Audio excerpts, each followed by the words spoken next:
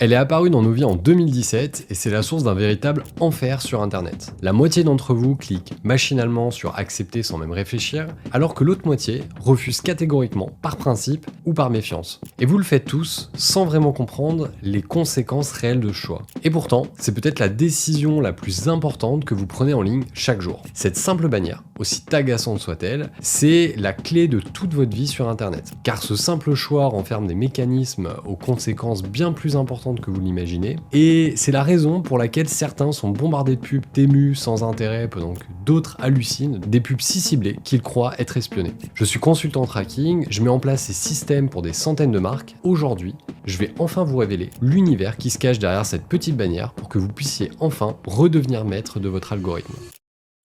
À mon grand regret, vous n'aimez pas les cookies. Et franchement, je vous comprends. Car jusqu'ici, ça ne vous évoque qu'une barrière d'accès à votre contenu pour vous demander si vous souhaitez qu'on vous embête avec des publicités. Vu comme ça ne fait pas vraiment envie. C'est simple, entre 40 et 60% d'entre vous les rejettent systématiquement selon les sites. Mais c'est exactement pour ces raisons que vous avez des pubs témus ou Shine alors que vous n'avez jamais été sur ces sites.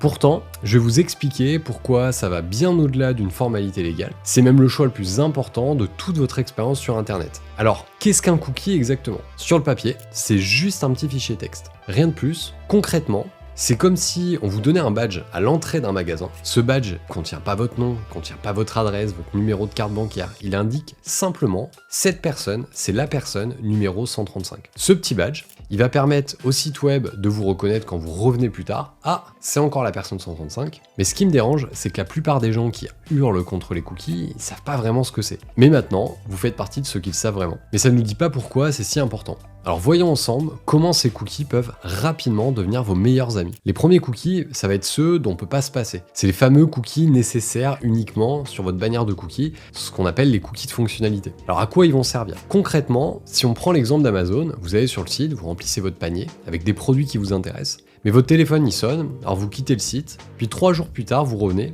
et là, tout a disparu. Votre panier est vide, vous devez tout recommencer. C'est une situation qui vous agacerait, il faudrait retrouver exactement le produit que vous avez sélectionné. Et bien c'est exactement ce qui se passerait sans des cookies de fonctionnalité. En réalité, ces cookies, c'est un peu comme les employés d'un magasin. Ils vont mémoriser votre panier d'achat même quand vous allez quitter le site. Ils vont garder votre connexion active, par exemple sur Netflix, YouTube, Google, etc. Et puis ils vont enregistrer vos préférences, comme par exemple le mode sombre ou la langue que vous avez choisie. Ils vous évitent de devoir vous reconnecter toutes les 3 minutes, parce que ce serait le cas sans ces cookies. Par exemple, récemment, je me suis inscrit à la newsletter de Morten, qui est un site de gel énergétique pour sportifs. Et lors de ma première visite, j'ai une popine, donc c'est une petite fenêtre qui m'a proposé de m'inscrire à la newsletter. Donc j'ai rentré mon mail, j'ai cliqué sur s'inscrire, et puis là c'était fait. Sans le cookie qui était associé à cette inscription, la même fenêtre elle réapparaîtrait à chaque visite, me demandant de m'inscrire encore et encore, ce qui pousserait probablement à plus jamais aller sur leur site, parce que ce serait ultra lassant. Et ça, c'est la magie des cookies de fonctionnalité. Mais c'est pas tout, il va exister un autre type de cookie qui rend votre navigation plus agréable et sans que vous vous en rendiez compte. On va parler des cookies analytiques, ceux qui améliorent votre expérience.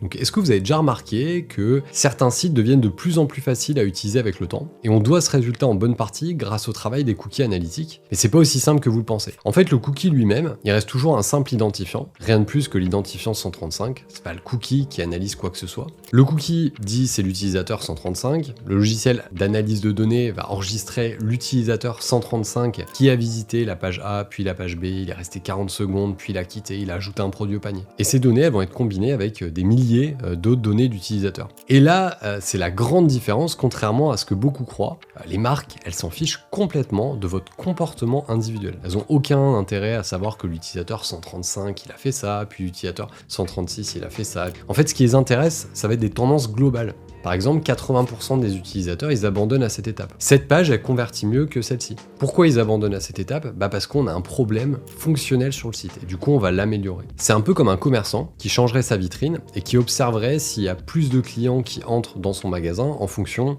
de sa création. Il ne va pas vous suivre jusqu'à chez vous, en fait, ce qu'il veut juste, c'est savoir si son magasin, il vous plaît. Alors comprenez bien qu'à l'inverse, sans ces cookies analytiques, potentiellement, tous ces sites, le succès de cette plateforme, de nombreux créateurs, de communautés entières, il a été rendu possible possible par l'utilisation et l'analyse de ces cookies notamment, afin de leur permettre de comprendre ce que faisait une bonne vidéo, puis aux youtubeurs de l'analyser et de produire des vidéos qui plaisent à leurs audiences. Et d'ailleurs, en parlant de ça, si tu souhaites en savoir plus sur comment fonctionne la récolte de données sur internet, sur le tracking ou encore la web analytique, je t'invite à t'abonner à ma chaîne afin de manquer aucune de mes futures vidéos. Maintenant, passons à la partie la plus controversée, les cookies publicitaires. Alors si vous pensez encore que ce sont vos ennemis, je vais vous montrer comment vous pouvez vous servir de ces cookies pour ne plus avoir de publicité agaçante, ou du moins d'en avoir de moins en moins. Mais pour ça, il faut d'abord comprendre comment fonctionnent vraiment les cookies publicitaires. Ces cookies vont fonctionner de deux façons principales. Premièrement, on va avoir le reciblage. Donc, vous avez regardé des barbecues sur Leroy Merlin. Ces cookies permettent de vous montrer plus tard ces mêmes barbecues,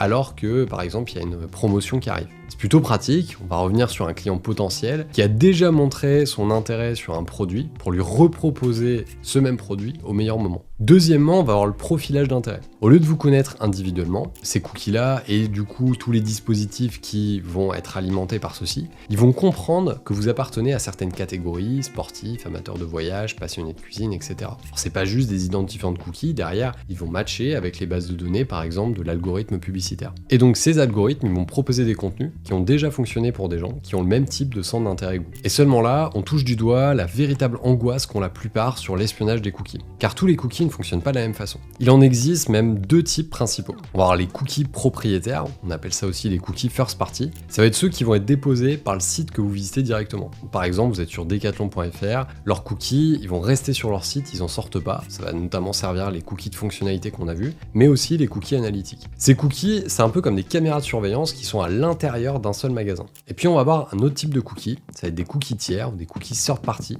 Eux, ils sont déposés par des plateformes externes, comme par exemple Google, Facebook, qui sont intégrés sur plein de sites différents. Et là, la grande différence, c'est qu'ils peuvent vous suivre d'un site à un autre. Et pour comprendre, je vais essayer de le simplifier au maximum. Si par exemple, je vais sur le site d'IKEA qui utilise un tracker Google, puis sur le site de Netflix qui utilise aussi un tracker de Google, alors Google va pouvoir faire le lien entre mes visites sur ces deux sites complètement différents. Mais pour autant, Google n'est pas en train de regarder toutes les pages que vous visitez chez IKEA, c'est juste un ID qui est partagé et qui permet de dire c'est la même personne qui a visité ces deux sites. La bonne nouvelle, c'est qu'il y a de plus en plus de navigateurs qui bloquent ces cookies tiers automatiquement, Safari, Brave, mais attention, mauvaise nouvelle, ils sont progressivement remplacés par d'autres méthodes potentiellement plus intrusives, comme par exemple l'utilisation de vos adresses email, alors de manière hachée, c'est-à-dire qu'on ne va pas utiliser romain@trackanalyst.com, on va utiliser un algorithme de hachage, mais ça reste un ID qui découle de votre adresse mail. Donc quand vous connectez à un site avec votre email, celui-ci peut être transformé dans un code anonymisé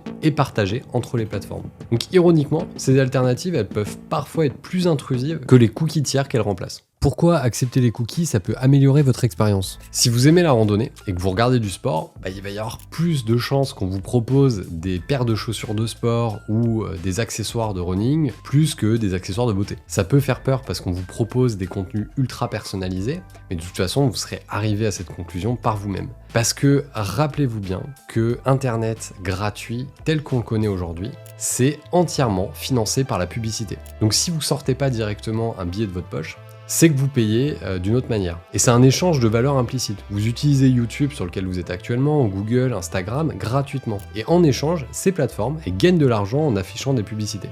Alors maintenant, si vous souhaitez aller vivre dans une grotte, libre à vous. Mais si vous comptez continuer d'utiliser Internet, il va falloir se faire à ces maudites publicités, si c'est pas déjà le cas. Et la bonne nouvelle, c'est qu'elles ne sont pas si maudites qu'il n'y paraît. En fait, plus les publicités sont pertinentes pour vous, moins elles seront ennuyeuses et intrusives. C'est une équation assez simple. Parlons de mon expérience personnelle. Je suis sportif, j'adore le vélo, la course à pied, la natation. Sur les sites de sport et d'équipements outdoor, j'accepte systématiquement les cookies publicitaires. Grâce à ce choix délibéré, mes fils d'actualité et ma navigation sur Internet vont être remplis de promotions ou de nouveaux articles sur des équipements sportifs, des nouveaux modèles de basket, des vêtements techniques, etc. Des produits en somme qui m'intéressent vraiment et pour lesquels je pourrais être intéressé d'acheter. A l'inverse, j'avais fait l'expérience de refuser tous les cookies sur certains appareils, et là je me suis retrouvé bombardé de publicités ultra génériques, type Temu, Shine, etc., des annonceurs qui mettent énormément de budget publicitaire, et surtout des produits dont je n'ai absolument rien à faire. C'est ennuyeux pour moi, c'est inefficace pour les annonceurs, en fait tout le monde est perdant. C'est exactement comme si vous disiez à Netflix, ne regarde pas ce que je visionne mais continue de me faire des recommandations. Comment la plateforme va-t-elle pouvoir vous suggérer des séries qui vous plaisent si elle n'y connaît rien à vos goûts?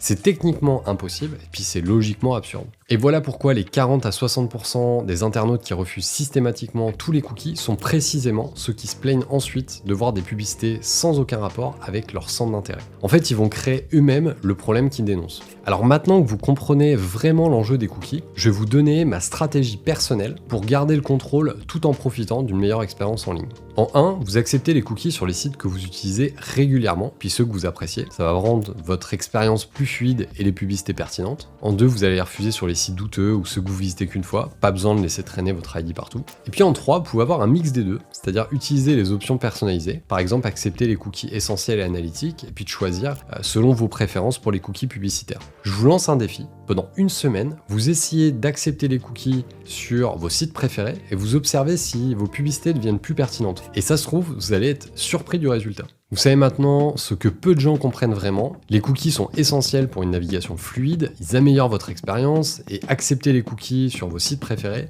peut vous faire voir des publicités bien plus intéressantes. En faisant des choix éclairés avec vos cookies, vous gagnez du temps et puis vous rendez votre expérience web plus agréable, c'est aussi simple que ça. Et puis la prochaine fois que vous verrez cette bannière « Acceptez-vous les cookies », vous saurez exactement quoi faire en fonction de vos besoins et de vos préférences. Et si le sujet vous a intéressé, je vous invite à aller voir ma dernière vidéo sur les fameuses pubs agaçantes que tout le monde a vu passer ces dernières semaines. Enfin peut-être pas vous, si vous avez écouté mes conseils. Et en attendant, n'hésitez pas à cliquer sur j'aime si cette vidéo vous a appris quelque chose de nouveau. Et puis abonnez-vous pour ne pas manquer mes prochaines révélations sur le monde du digital qui vous entoure. Et comme j'ai dit dans ma vidéo sur les pubs agaçantes, soyons honnêtes, une publicité bien ciblée est toujours plus agréable que toutes ces pubs aléatoires qui ne vous concernent pas du tout. À très vite pour une nouvelle vidéo.